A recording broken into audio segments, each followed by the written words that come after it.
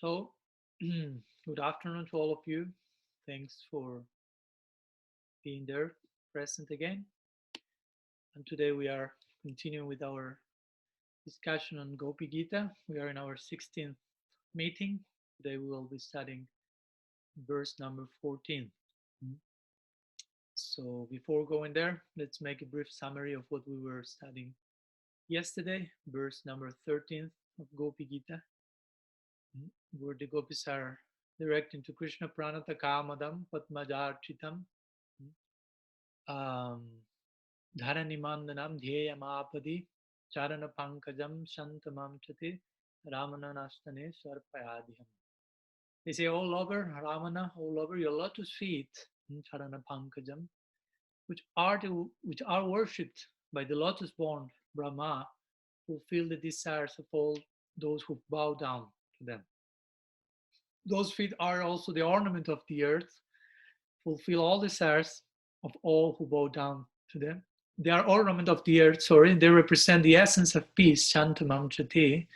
And in times of danger, they are the appropriate object of meditation. So the request is, O destroyer of anxiety, please place those lotus feet upon our breasts. So, according to Vishwanath Chakravarti Thakur, as we said yesterday, Krishna could be a little bit angry and disturbed by what the gopis say in the previous three verses, verse 10, 11, and 12, where the gopis were like threatening, criticizing Krishna, accusing him. Remember, they said, we cannot live only on Harikatha, and the reason is the following. And they mentioned these three verses speaking how Krishna was throwing stimulants and udipana and smiles and glances and flower arrows to them. So it was his responsibility. So Krishna hearing this may say, I don't want anything to happen with you. I don't want to see you anymore. I will live here right now. So the gopis, being fearful of such a reaction from Krishna, they try to pacify him with this verse 13 and the verse we will be studying today, verse 14, to pacify his man, his sulky, angry mood. So, well, basically this verse is quite connected or similar to verse number 7, where the gopis are also speaking about requesting Krishna to put his feet on their breasts, and mentioning some qualities of those feet, but there is some difference between one verse and the other.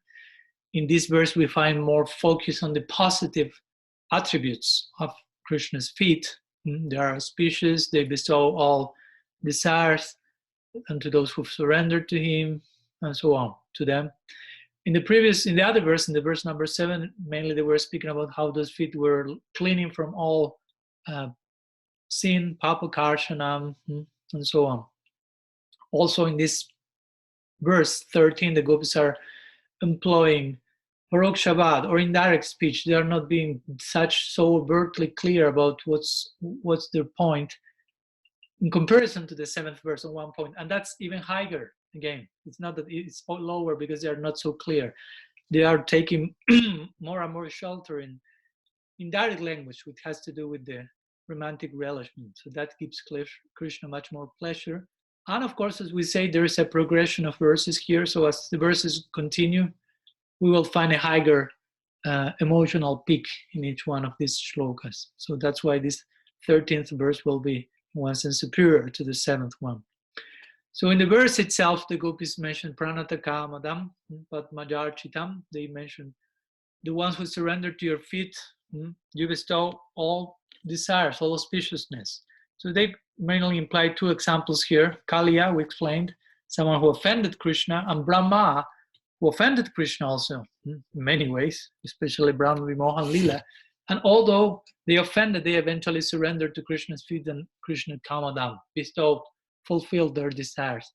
But the gopis say, we want a different type of Kamadam, a fulfillment of particular Kam, which means desire in a generic way, but also means particular type of divine lust, if you will. That's why their love is called Kamarupa Bhakti. And they consider themselves offensive towards Krishna because of what we say. Oh, mainly we offended you maybe in our 3 previous songs or verses, so now we are begging, as you forgave Kali, Brahma, because of their offense, please forgive us, and bestow our particular kamadam, our particular kam, particular type of desire. Also, they say here, Dhyayamapadi, which means your feet are the most auspicious object of meditation in times of distress. So the gopis are going through a particular type of distress, very different to the classical example of the distressed one, which is Gajendra in this case, the one who looks for God in times of distress.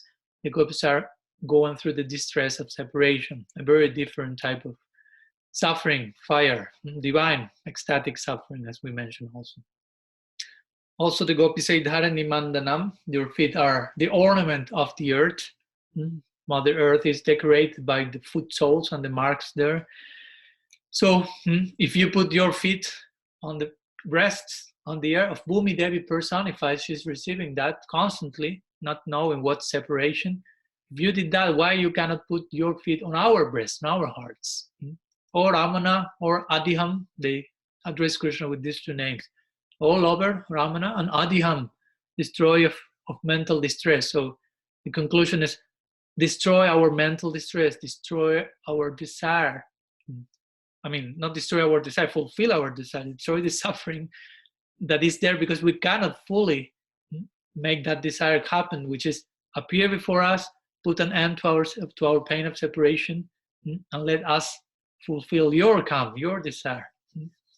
So that was a brief summary of yesterday's verse. And today's verse will be in the same vein, in the same line as he said. Verse 13 and 14, these two are the attempt of the gopis to pacify, if you will, Krishna and present their request at the same time. So let's go today to verse number 14 that I will share here in the chat. There it is. So I'll recite the verse in Sanskrit, and after that we can go to the translation and explanation. So the verse says like this.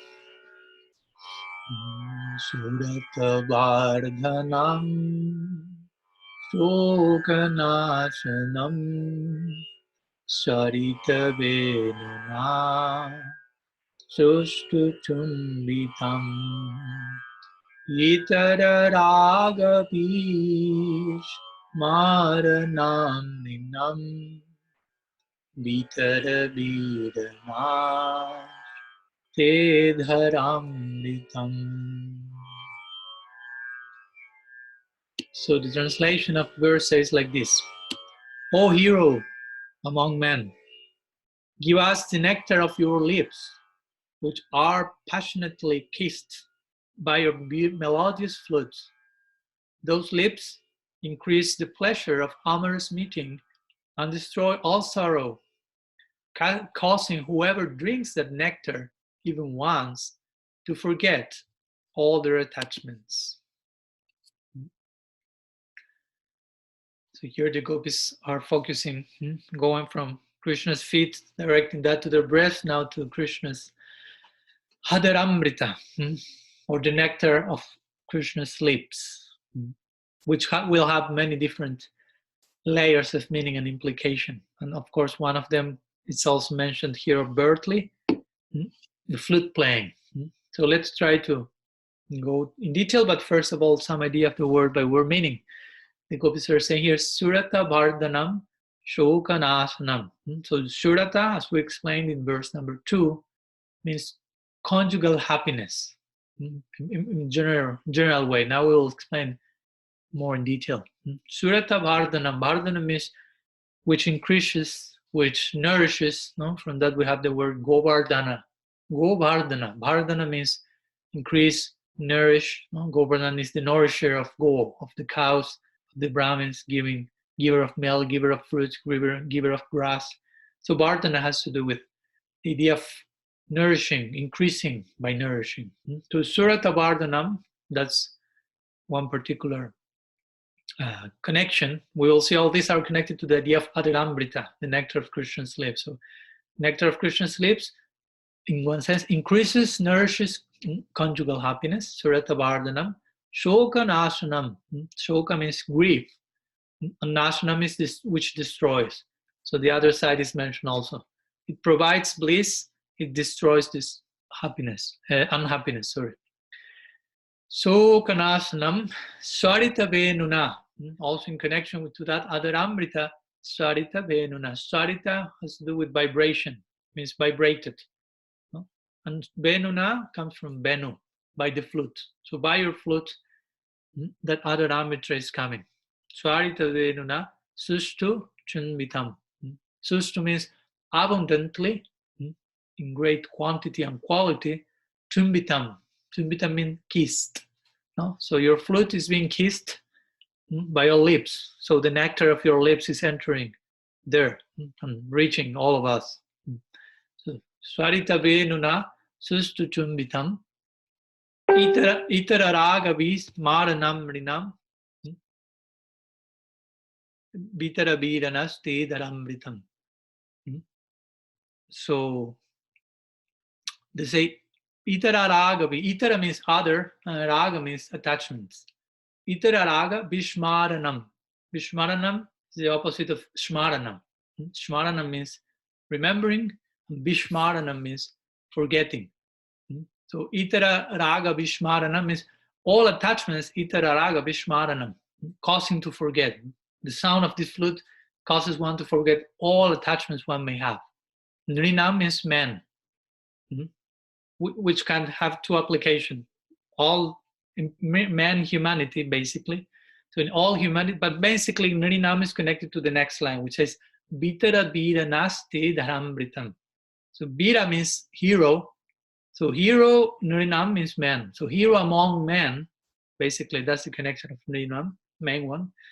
So Bitara means please spread, expand. Oh hero among men, please expand, please spread. Na, Bitara Bira na means on us, says the gopis. What? Te dharamritam. Te adharamritam. Te means your, adhara amritam. Amritam means nectar, and adhara means of the lips. So adharamritam means the nectar of your lips. Te, so te adharamritam, your lips nectar. Please spread that one, which has all these qualities. So we see over and over again the dynamics of these different verses in Gopi Gita is that mostly, at least, in the first three lines, the gopis are like presenting some particular topic, subject matter, extolling its qualities or whatever, presenting their analysis, the discussion of a particular thing, and eventually they, in the last line, they present a particular request. So that's a general idea of the word by word meaning of this verse. So let's go to the detail unfolding of this shloka. So this, in the same way that the previous verse number 13, was similar to verse 7, as we mentioned, here verse 14 seems similar to verse 8.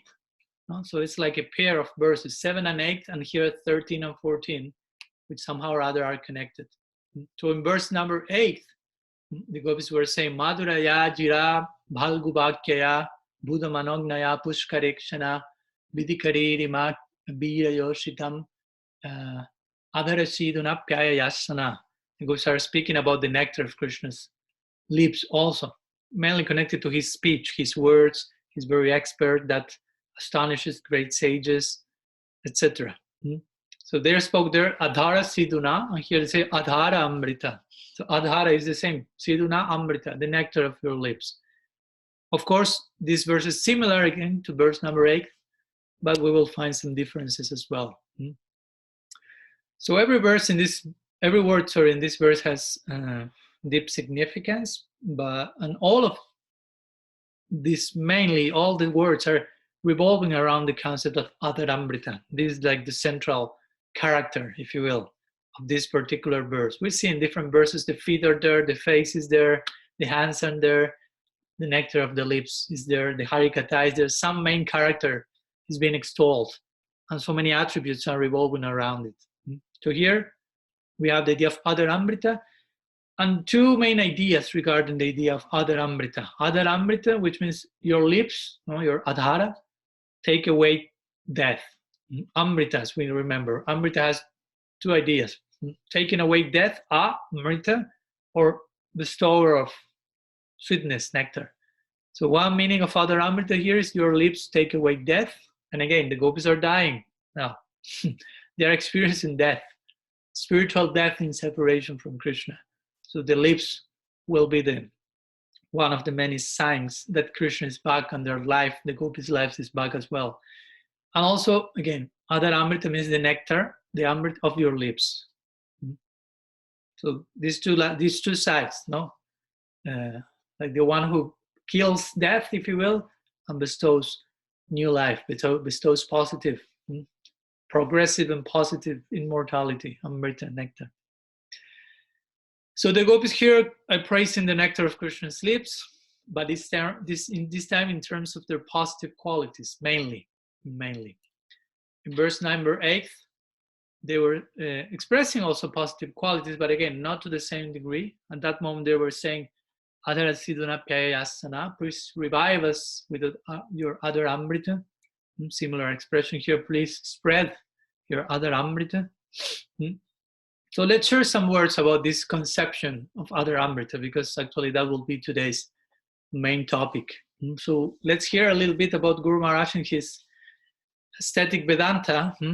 Shares considerable time, spends considerable time in going through this by quoting Sri Chaitanya Dev and what Mahaprabhu himself had to say regarding Other Amrita. What's Mahaprabhu's own opinion?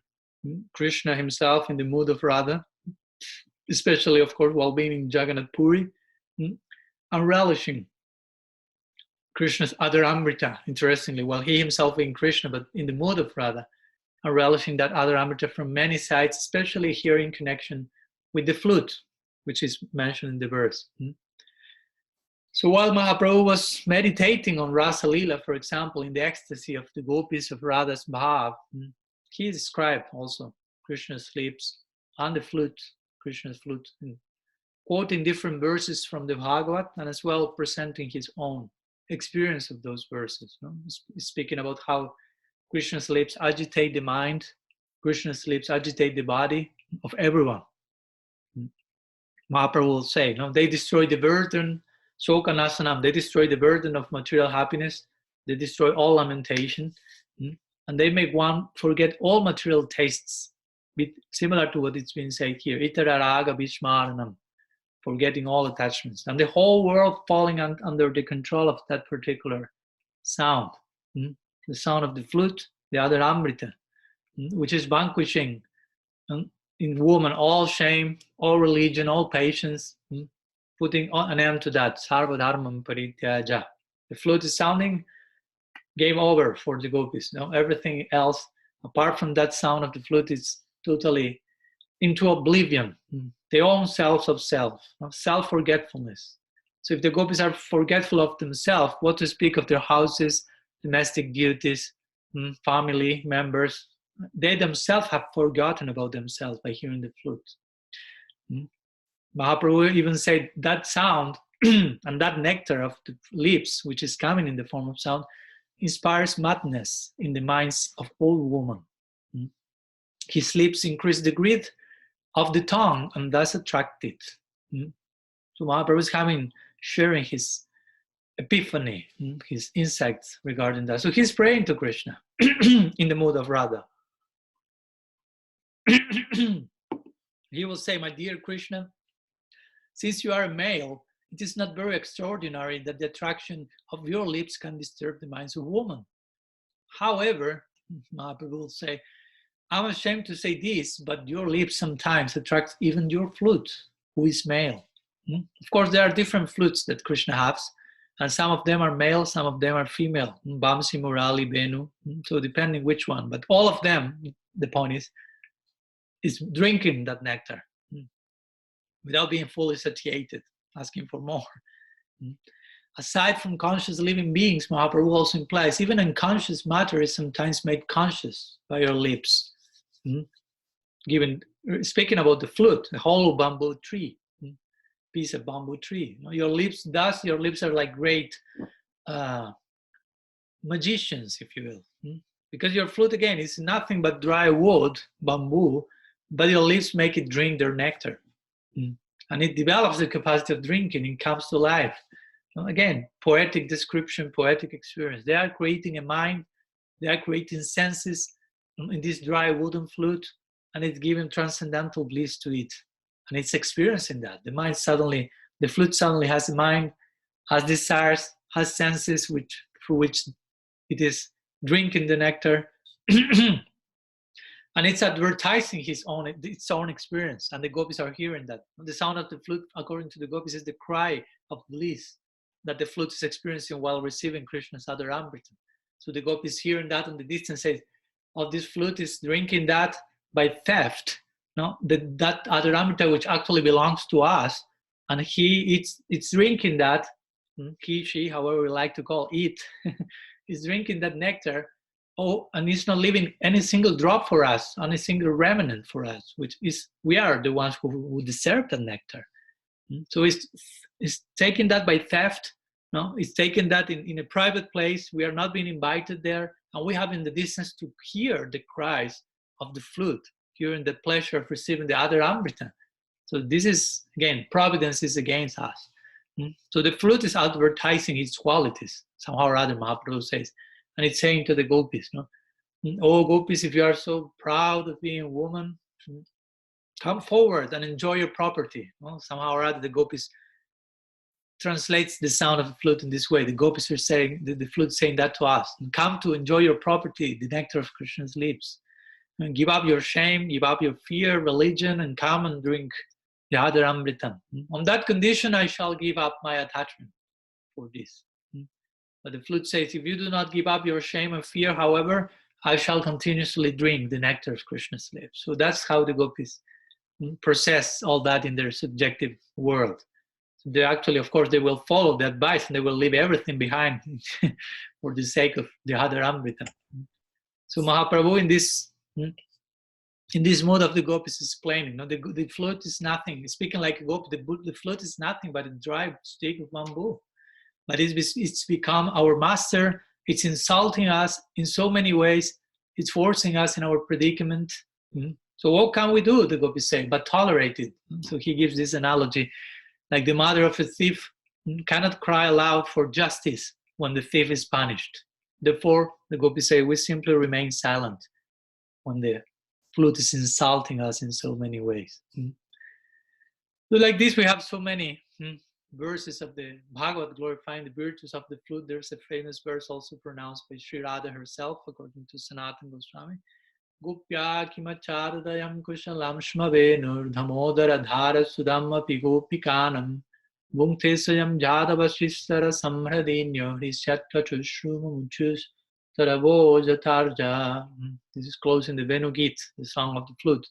So there Sri Radha is saying, what auspicious activities must the flute have performed to enjoy the nectar of Krishna's lips? What tapasya, what penance?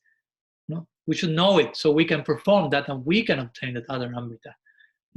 Because the flute is enjoying Krishna's lips independently and leaving only a taste for us gopis, for whom that nectar is actually meant. Then there Sri Radharani said, the forefathers of the flute, the bamboo trees, they are shedding tears of pleasure in the form of sap. And his mother, the river on whose bank the bamboo was born, feels jubilation, and therefore her blooming lotus flowers are standing in ecstasy. So that's the subjective vision of the gopis concerning the fortune of the flute. So the gopi think in this way. Consider how many pious activities the flute have performed in his past life for being there, drinking over and over again this other amrita. The gopis say, we do not know what the flute performed, what places of pilgrimage he visited, what austerities he's performed, what perfect mantra he chanted. That's their psychology. So we want to know which type of penance is there in the flute, so we can also perform those austerities. Because the flute is of some feet. Although it's some feet, it's drinking the nectar of Krishna's lips. So seeing this, we gopis who are qualified, they feel in their romantic pride, we are qualified for drinking that nectar. But the flute is taking it all over. And so we are dying of unhappiness knowing that such a fact. So like this Mahaprabhu extol the glories of the flute in the mood of Radha in Jagannath Puri, Adaramritam. So let me share some very sweet, interesting exchange that Sri Vishwanath Chakravarti Thakur, presenting his purport to this verse as his usual to him, presenting some dialogue, some interaction between Krishna and the gopis in between the lines of this verse. So according to Chakravarti Thakur, the gopis are saying, "Oh Krishna, you exactly resemble Dambantari." You know who is Dambantari? You know, the avatar of Bhagavan who brings Ayurveda to the world. So the gopis say, "Oh, you exactly resemble Dambantari, Krishna. You are the crest jewels of all physicians. So please, you are a doctor. You know how to cure, how to save. Please give us some medicine because we are fainting from the disease of lust. So give us the medicinal nectar, the rasayana of your lips, the elixir, the tonic of your lips." They speak in Ayurvedic terms. Rasayana. The Bhagavatam also speaks about Harikatha with that term, no? Rasayana Katha. Satam pransangam mama vidya sambido. Satam prasangam mama vidya sambido. Rasayana Katha. I forgot one word, but it says Rasayana Katha. So Harikatha, which is also, as we will see, part of the other Amrit of Krishna, the nectar of Krishna's lips, is considered Rasayana, which again, Rasayana means elixir, tonic, something that Sanjivani has the property of bringing someone back to life. So here the gopis, according to Vishwanath, expressed to Krishna in those terms, Ayurvedic terms. Rasayana, but it says that there are two types of Rasayana actually. In the Charaka Samhita, which is one of the main Ayurvedic treatises, it says that some medicines increase the vitality of the healthy. And some other medicines are curing the disease of the afflicted. Two levels, two varieties, two types of rasayana or tonics. So here the gopis are speaking of Krishna's other amritam as a rasayana, and they are requiring both kinds. No? They have a disease of the afflicted, they are dying of separation, and also increasing the vitality of the health in the sense of providing positive content, if you will, sweetness, the nectar of the lips. So they imply two things with other amrita. It's not that just only they ask for other amrita because of distress, but at every single moment. And the gopis continue, according to Vishwanath, their argument to Krishna. They say, you should, when asking, there's their asayana to him, they say, you should not say, how can I give such valuable medicine for free? You shouldn't say that because you are such a vira. The word vira is present here, which means hero, again, over and over again, vira. You are a great hero in dhana vira, the type of hero in giving charity means. So therefore you are a hero in charity, you should give it away freely, the medicine. Even to the most wretched persons, there we see the compassion of the gopis. Of course, this will become a reality in the form of Mahaprabhu, who is giving this Radha, the experience of Gopi Bhav to everyone in the world. So consider that we are losing our lives, the gopis are implying to Krishna now. We are dying. So you can save us by giving us that nectar. So if you are a hero of charity, I mean, you should really be empathic and compassionate to us. And after all, even your flute, they quote the flute in this context, in this verse, which is just a hollow bamboo stick, fully tasting the nectar of your lips. So we are dying and we need that particular medicine. You should release that to us. So Krishna may retort according to Chakravarti Thakur, and he may say, well, but the people in this world, they follow a very unhealthy diet. He continues speaking in terms of Ayurveda. Diet is very important in Ayurveda. What you eat, food is your medicine. So gopis are speaking in this indirect language, implied meaning of medicine, tonic, rasayana, adharamrita. So Krishna says, yeah, you ask this tonic, but the people in this world, you are asking that without discrimination for everyone, but people in this world generally follow a very unhealthy diet of attachment to wealth, family, followers, and so forth. So I won't give that particular medicine you have requested to such people. They are not following the proper diet. basically. So the gopis will retort.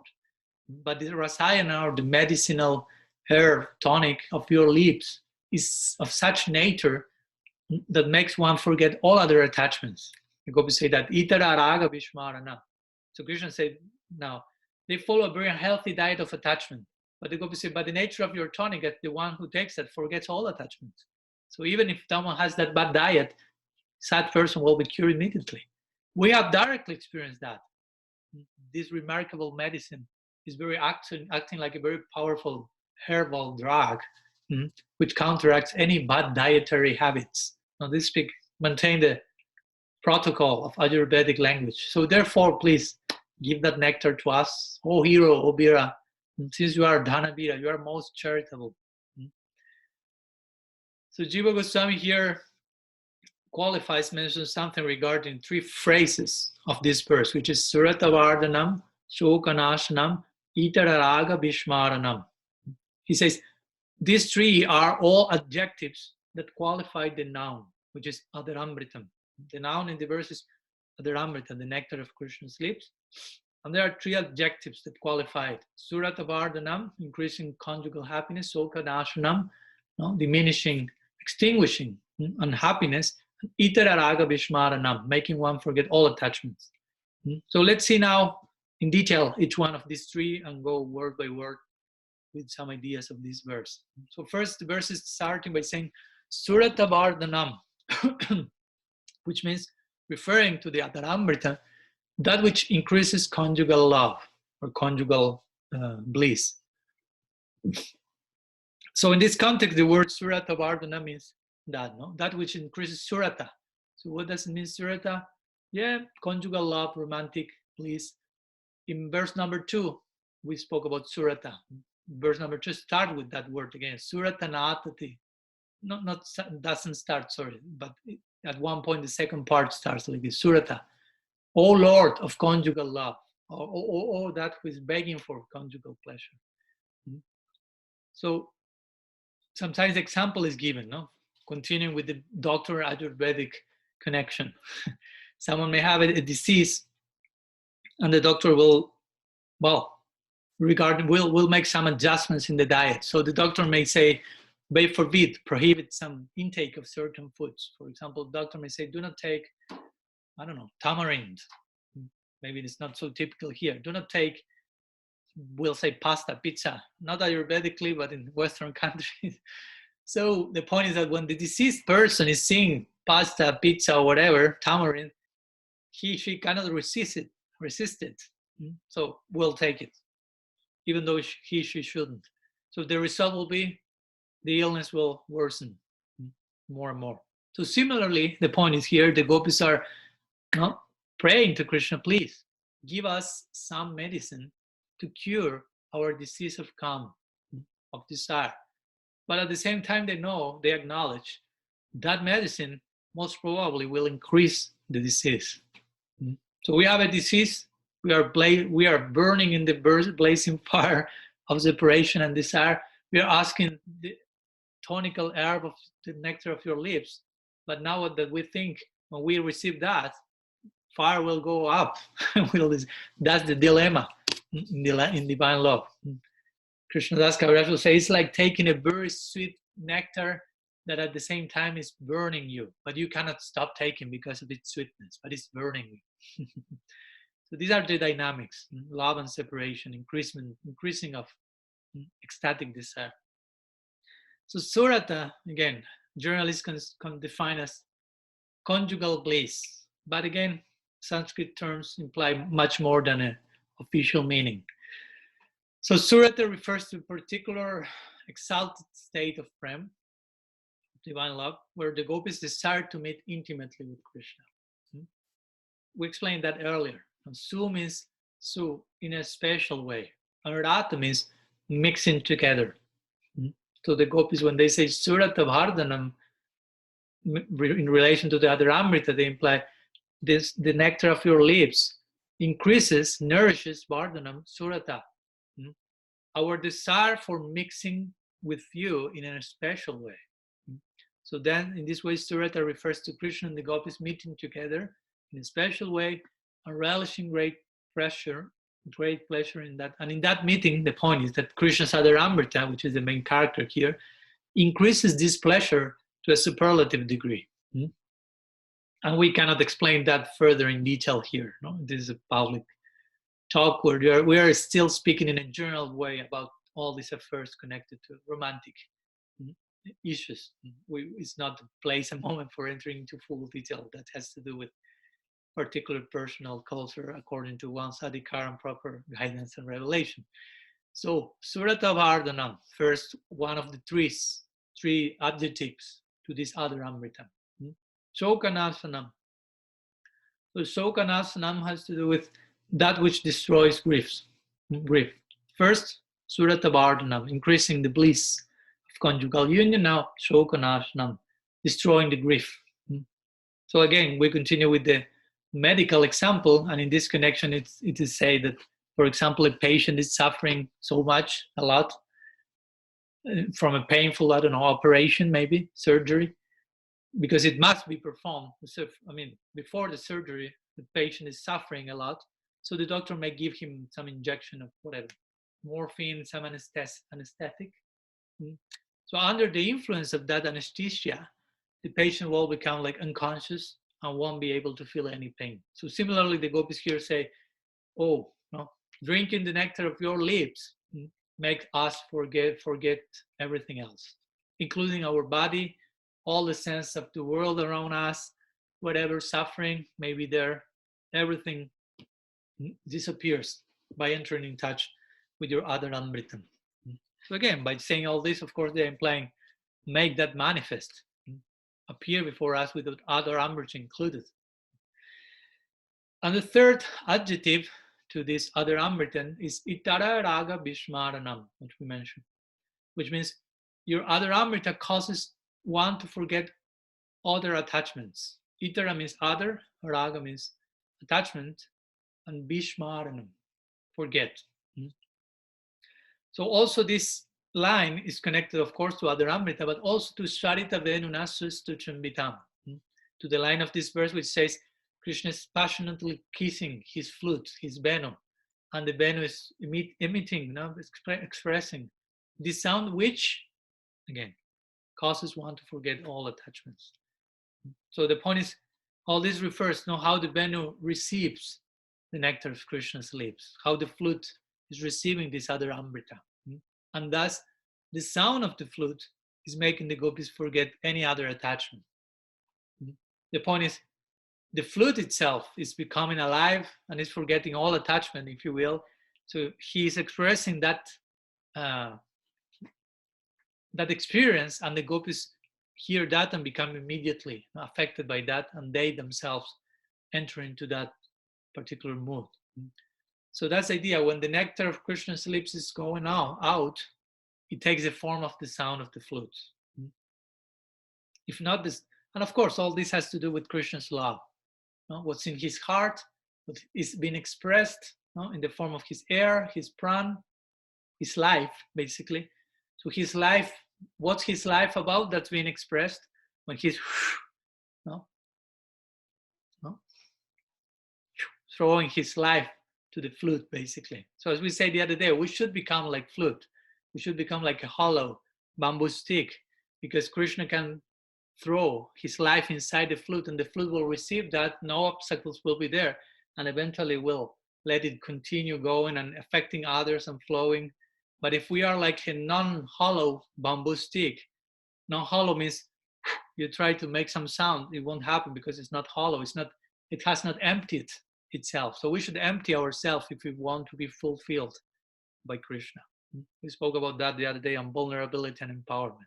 We want to receive empowerment, Krishna's will, Krishna's air of life, our prananat, our praneshwar, we should empty ourselves. So this example here of the flute and the gopis. So when the other Amrita goes out, takes the form of the sound of the flute, basically. The sound of the flute is also connected to the word klim sometimes. So every word contains some sound vibration. So in this case, the word klim is the very sound emanating from Krishna's lotus lips to his flute playing. So that sound is not different from Krishna's other Amrita. So now we'll find some different varieties of what's other Amritam in different degrees. Krishna's, the lips of Krishna's neck, the nectar of Krishna's lips, the sound of his flute, the syllable klim, and so on, we will see. So here the verse is Swarita Venuna. Swarita means like sounding in a special tune. Swara means in Indian classical music tune. Or more specifically in this case, trembling tune, which is the idea of how the gopis are hearing the flute, how the flute is expressing himself. The melodies which are emanating from Krishna's flute actually sound as if they are trembling, vibrating, because again, the flute is trembling in ecstasy by receiving Krishna's Adaramrita. So, and gradually this sound is wavering slowly from the high notes to the low notes, from the low notes, the high notes, and so on. This is the same movement in musical classical, aroha, avaroha, ascending, descending. So anywhere, it is said that anyone who hears this tune will faint, basically. It's too powerful. So that the point is, why does the flute sound like this? Well, it is said that the flute has no control over how it sounds. It's just maddened and expressing his madness by tasting the nectar of Krishna's lip, and it's why it's trembling in this particular ecstatic fit, if you will. So the gopis are perceiving all that and experiencing all that while hearing the sound of the flute. So again, Krishna may argument, as Vishwanath Chakravarti Thakur say, if some lady like you had contracted the disease of calm, as you indeed had disease of desire, you should avoid certain diet which is unfavorable to her condition. Krishna may speak as a Kaviraj, Ayurvedic doctor. You should leave all attachments to wealth, husband, son, sister, daughters, relatives. Give up all this, and then I can give you what you seek. So if Krishna just says this to the gopis,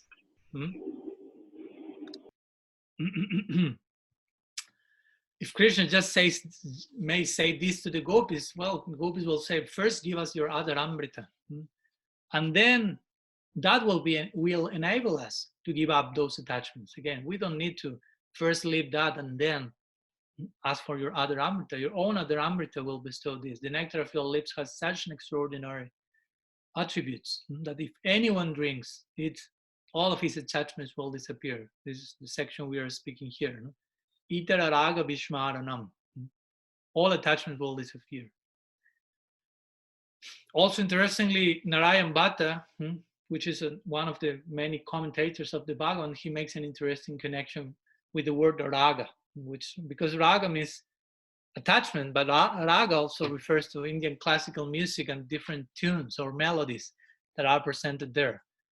So Narayan Bhatta will say, paraphrase the gopi saying to Krishna, the nectar of your lips, kissed by the flute, causes one to forget all ragas, all melodies, such as Malava raga or other or different ragas.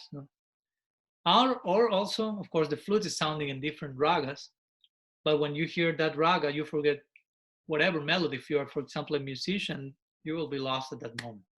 Or again, your lips are nicely kissed by the flute, which is made to sound in such a way that it makes people forget about other ragas, other attachments. So the word raga can mean melody or attachment, because in classical music, those melodies are there to create a particular type of raga, attachment or rasa experience, aesthetic experience. So let's continue speaking a little bit more about Adaramrita and different possibilities of Adaramrita, different layers of attainment of Adaramrita. So this nectar of Krishna's lips, remember, emanates through his flute, and then enters the ear of the listener. So the ears at that point, it is described in the scripture, it becomes like a tongue. It acquires the capacity of tasting, of relishing nectar. And the listener will be able to forget, as we say, all attachments, all worldly considerations.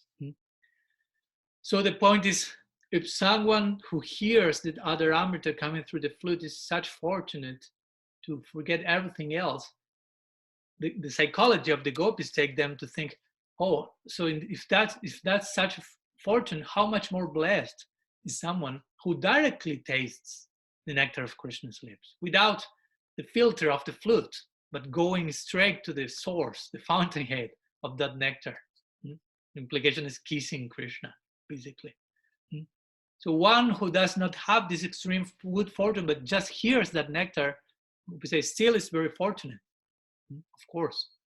In Benu Gita, this is described, how though different species in the forest are hearing this other Amrita, receiving the nectar of Krishna's flute and becoming paralyzed like the birds, like sages on the trees, like closing their eyes, like meditating, and the cows just were eating grass, and when they hear the flute, just the grass falling from their mouth, and the calves were taking the milk from the cows. When they hear the sound, they just remain with the mouth open, and the milk is flowing there.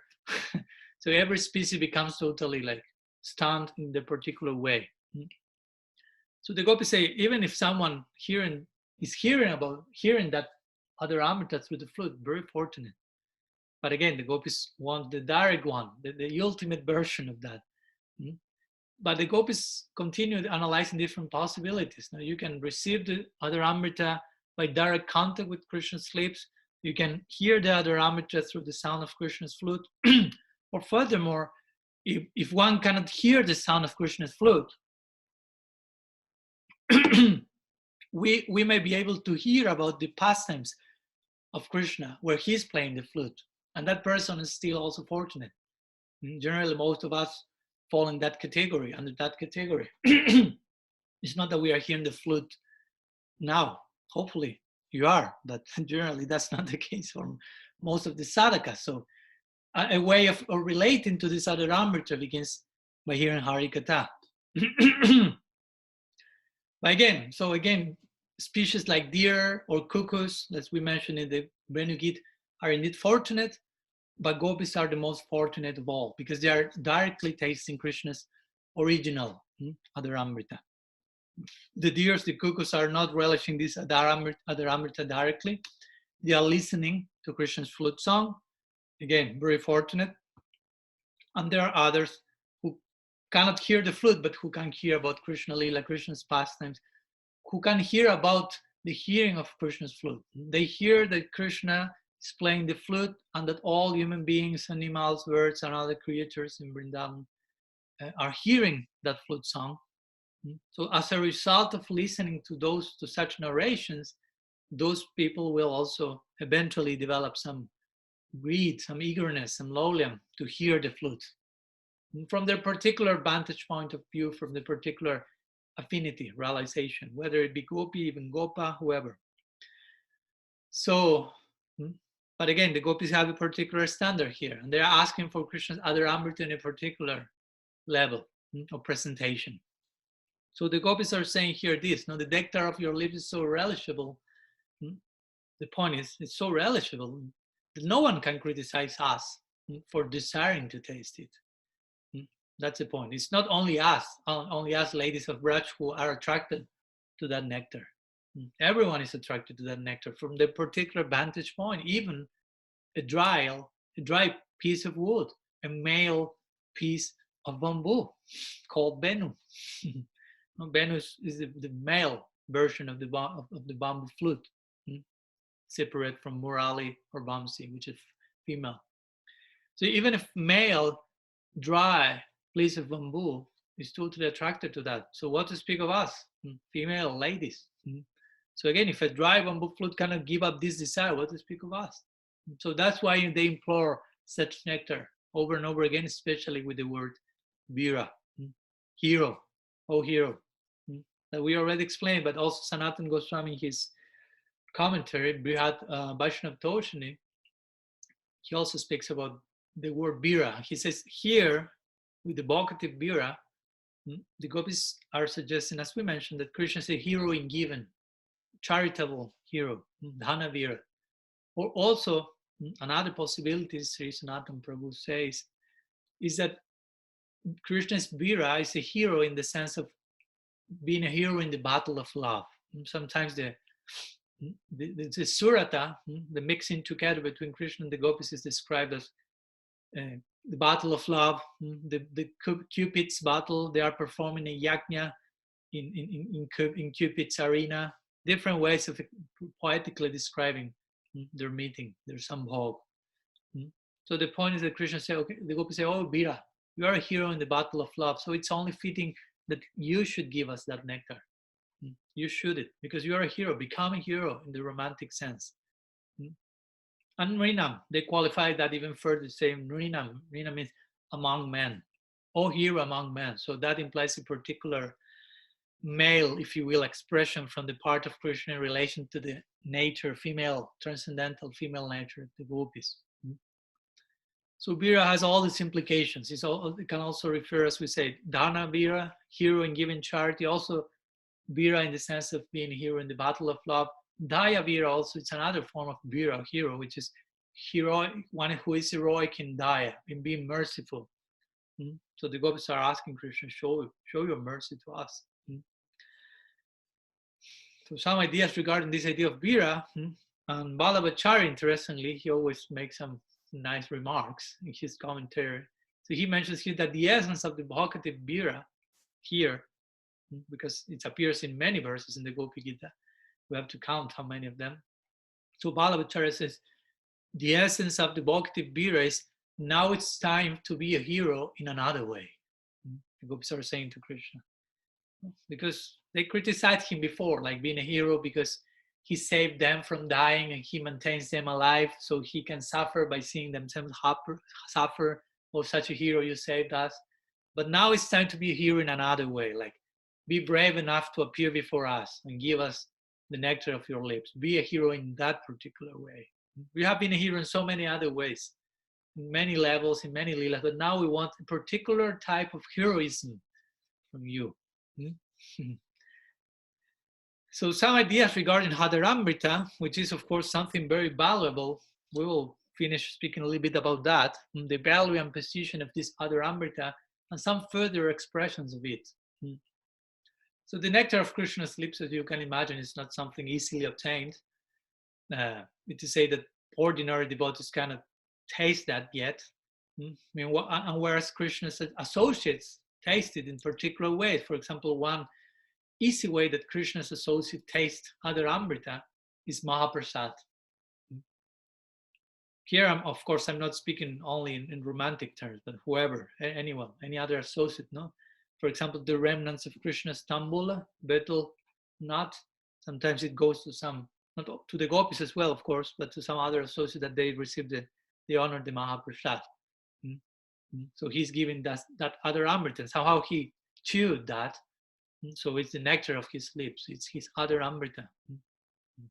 He's tasting so many other things. Puris, rice, Brahma Vimohan Lila, when Krishna's in the picnic with the Gopas, they are sharing their other amrita. Krishna is receiving the other amrita of his friends. And his friends are receiving Krishna's other amrita, but tasting something, as you know, left hand. And, whoa, this is nice. Taste it and put it in the mouth of the friend and vice versa. In this way, Krishna is tasting puris, rice, dal, pakoras, so many preparations. And his remnants are distributed as Mahaprasad. We have that experience on a daily basis. At least we have the opportunity of honoring Mahaprasad. The point is to reach the point of having a subjective experience of Hadaramrita, of Krishna's lips nectar. That requires some insight, of course, as you may imagine. So these remnants of Krishna is also called Hadaramrita. But again, only an advanced devotee will be able to realize Mahaprasadam is actually Krishna's Hadaramrita. We may know that theoretically, but to reach such an experience, that's another thing. An ordinary devotee may be conscious, okay, this is Mahaprasad, but only an advanced devotee will actually relish it as such. And this is what Mahaprabhu himself showed in Jagannath Puri. When he was tasting Jagannath's Mahaprasad, it is said in the scriptures that he was not tasting prasad, Mahaprasad. What to speak of enjoying his senses or gratifying his tongue. It is said that when Mahaprabhu honored Mahaprasad, that expression, honor Mahaprasad, strictly speaking, not eat food or eat Mahaprasad. Actually, it is said that regarding all the things, we should never see these things as tanmatras. Tanmatra means sense object. So if we see, for example, Sri Nam, Hari Nam, Hari, holy name, as a tanmatra, as an object of the senses, that I will chant it with my tongue and will hear it with my ears, that becomes aparad, an offense, because you are miscategorizing, if you will, the transcendence, basically. Holy name is totally beyond our reach of our senses. How to say this verse? The verse is saying, Atas Sri Krishna Namadi Nababrit Graham Indriyai. Sri Nam, Guna Rupa Lila of Krishna is totally transcendental. Nababrit Graham Indriyai. It cannot be contacted by mundane sense perception, but by Sevonmukhehi Jivadosayameva Spuratana. That reality will manifest itself in our senses, through our senses, when that reality is placed with our Sevonmukhe, with our attitude of service, humility, eagerness, mercy will come. So that's an important point. So we are not, for example, the Murti, we are not seeing the deity with our eyes. We should think not in terms of drishta, I'm the seer, but drishya, I'm being seen by Krishna. I took the objective position and deity as the subjective one. So I'm not seeing the deity is seeing me. I'm not chanting the holy name, but Krishna will dance on my tongue and express himself whenever he is pleased with me. And in the case of Mahaprasad, the same. I shouldn't think this is a tanmatra, an object of my senses. That's offense. I won't eat prasad. Actually, prasad hopefully eats me, in the sense of devours my samskars, mundane samskars, purifies me, eats me. So I took the objective position. I'm an object in the hands of the super subjective. So Mahaprabhu had this experience, I was saying, in Jagannath Puri. When he was tasting Mahaprasad, actually he was relishing the nectar of Krishna's lips. It is said in Chaitanya Charitamrita, Mahaprabhu was having an experience of the saliva of Jagannath when honoring Mahaprasad. So we have to reach to that point. So in the same way, Mahaprasad, we have many ideas of Krishna's Adaramritas, you see. No? Mahaprasad is Krishna's Adaramrita, the nectar of Krishna's lips. Also, Krishna singing, Krishna talking to anyone is also Krishna's Adaramrita, the nectar of his lips, his voice, his sounds, his words. But again, here the gopis are asking for a particular type of Adaramrita, and no one except the gopis can taste Krishna's original Adaramrita, enter in direct contact with his lips, basically. So the gopis here are weeping for this. They are hankering for that particular type of Adaramrita. So, and they are telling Krishna here that same thing. We are dying, basically, because we are not getting it. That particular level of Adaramrita. We may be satisfied, as I say, Tavakatamrita, by hearing Krishna's pastimes. We may be satisfied with that because there is no other Adaramrita available at the moment for us. Okay, we take shelter in Harikatamrita. But remember, but the gopis want only the original Adaramrita. Remember, they said before, they gave 3 verses for explaining Krishna why it's not enough for them to just survive on Harikatamrita. Okay, that's the only thing available, and that's incredible. But again, their thirst and their eagerness goes way beyond that, and they want to receive the original version of it. So unlike others who may be satisfied with at other levels of Adaramrita, the standard in romantic love is they will not be satisfied just to take the remnants of food tasted by Krishna or other varieties of Adaramrita. For the gopis, the lips, Krishna's lips are the Amritam, basically. Krishna's Adhara, Krishna's lips are the real nectar, Amrita. Nothing else will do, but just to get to that point, entering that contact in particular.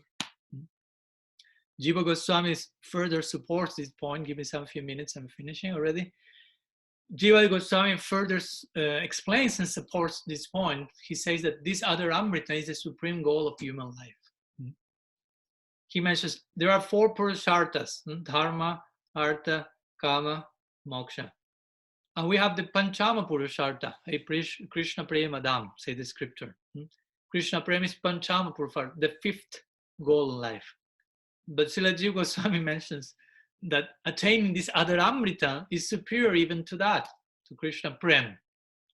In other words, it's a particular reach of Krishna Prem. It's the 6th goal of life, according to Jiva Goswami.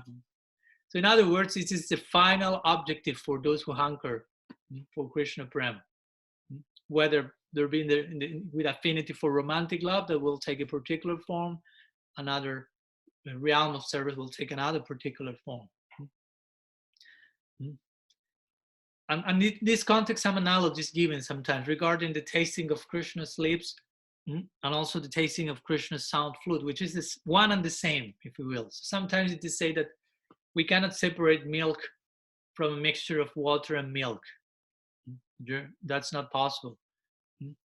We taste both together. If you have in a glass milk and water in the same glass, you will take the two of them as a single, like combined substance.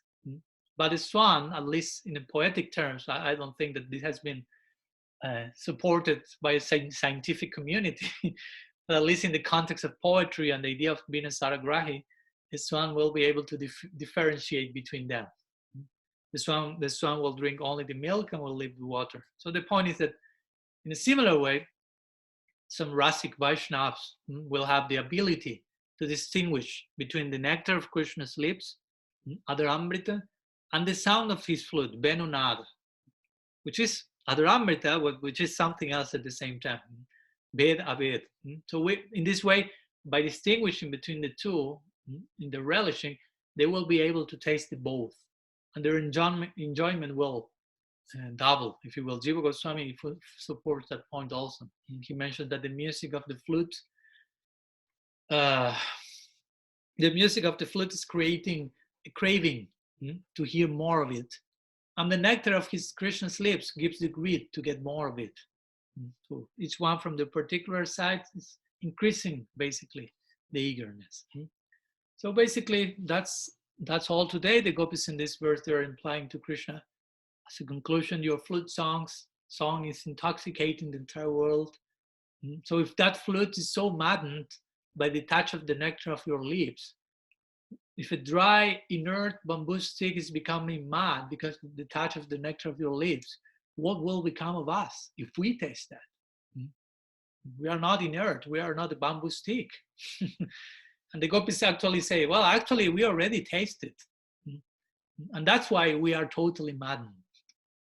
So now you should come and restore our life like a good doctor, because we are dying without that nectar, without that rasayana, without that tonic, without that adharamrita. So please, conclusion again of the verse, appear before us. And in this case, the particular form that the appearance will take is release the nectar of your lips. Give us the nectar of your lips to all of us. So some words today regarding this 14th verse of Gopi Gita. So I don't know if there are any questions today.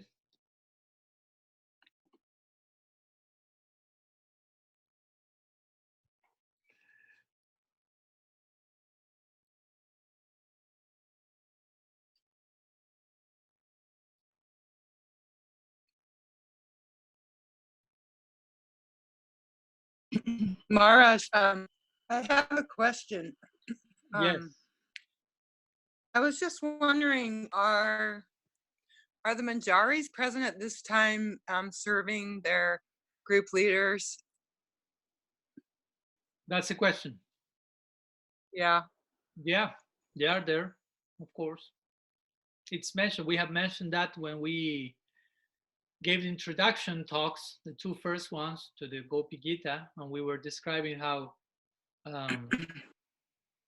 Krishna disappeared, and eventually the gopis were looking for him, and eventually Radha was with Krishna, and eventually some other gopis come, and how on the way, that's my point, some of the gopis who were the closest one to Radha's group, when they were seeing the footsteps, they recognized, no, oh, these are our Swamini's foot soles. No, so that has to do with not only Manjaris necessarily, of course, also, but gopis like Lalita, Vishaka.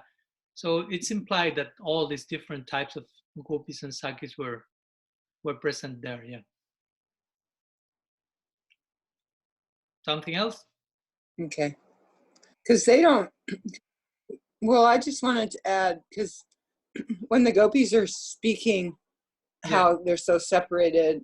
I mean, and they want to taste his lips, and or be kissed by them. Well, the Manjaris aren't feeling that, right? They're not like. I didn't get the last point, the last part of the question. The Manjari, what? Oh, the Manjaris don't want that. They want just to be serving Radha. So, well, that's why I was just wondering if they were present for. Well, the point is that the Manjaris are totally emphatic to Sri Radha's experience. So they may not say that themselves, but whatever Srimati Radharani is experiencing in her heart, that immediately comes to the Manjari's hearts.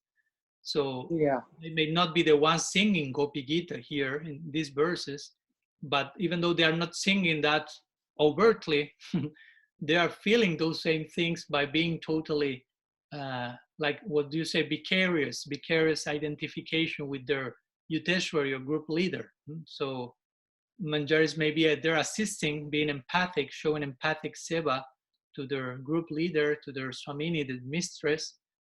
So the gopis may be, some other gopis may be singing the different verses, but the point is that the Manjaris, yes, you are right, they do not want direct union with Krishna, separate. Their Tat Bhava Chatmika, their service is not just going directly Sambhogi Chatmika, direct enjoyment with the Nayaka, the hero, but their mood is being totally supportive and empathic with the experience of their Swamini, their mistress, the group leader. So in this point, they are not singing the verses for themselves, but they are singing the verses in their hearts, if you will, by following the motions of those gopis who actually are singing the verses. Okay. Yeah, that's nice. Thank you. Okay. Something else?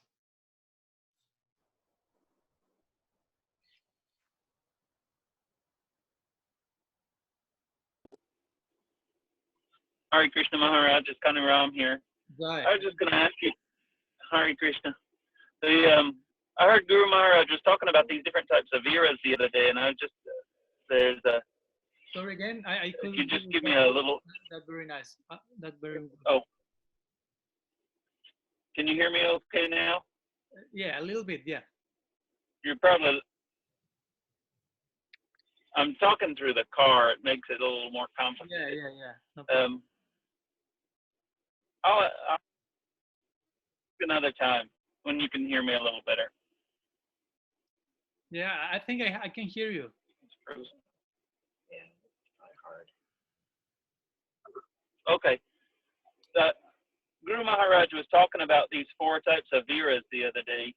I think he mentioned 3 specifically in the recent lecture: the Yuddha Vira, Dana Vira, and another one. And then you mentioned the Daya Vira, the hero of mercy. And then there's a hero of giving, and then the Yuddha Vira. But I forget what that one was. I was just wondering if you can tell me what that one. Which one would you like to know? Which one is? The Yuddha Vira. The Yuddha Vira. What's the meaning of Yuddha Vira? Yes. The Yuddha Vira has to do mainly with being a hero, like in battle, basically. Okay. So, there you go. You know. So you're a hero, baby. Yeah, and the gopis today, when they say Vira, only Vira, as we mentioned, they imply that one point, make you become a hero in battle. Of course, they are not speaking here about battle regarding go to Kurukshetra and fight with the Kurus, but it has to do mainly with this idea, like a valiant hero, valiant man, a warrior, like Krishna showing that side, not that much in Vrindavan, of course, but he has his royal side and being a warrior regarding that, so heroism, Yuddha Vira in this case regarding to mainly to being a warrior and all this coming what kind of Natya Shastra of Bharat and Rupa Goswami. From that he makes his whole depiction of different nayakas and nayikas. Sorry, what? So what kind of hero are the gopis asking him to be? Are they asking him to be a specific kind of hero? You said like a romantic hero, which makes sense. The gopis are mainly connected to the aspect of Krishna's Dira Lalita Nayaka, which is the hero, which is, depending which type of gopis, but the gopis that we are mainly focusing, which is Sri Radha and her group, they're mainly connected to the principle of Dhira Lalita Nayaka. Dhira Lalita Nayaka means like a playful, artistic hero who is controlled by his beloved. No, so that's the principle regarding Krishna connected to Radha, and they are expecting that from him. But again, they're calling him Bira. They are using these other terms that generally are applied in the context of battle. No, like you be a charitable hero, merciful hero, merciful warrior. All that is mainly expressed in the context of being a warrior in the battlefield. But the gopis are using all those conceptions in the context of their wanting Krishna to be a Dhira Lalita Nayaka. So they ask him, reappear, be merciful, reappear, be compassionate, be a hero in charity, be a hero in the battle of love. So they use all these ideas but put them in the context of their particular loving situation. So it's a nice way how the gopis are quite expert in all this knowledge, although it's coming in a very intuitive way in them. But all of that is coming to them in the context of their particular subjective feeling, if you will. Thank you. Oh, thank you. It's okay. So something else?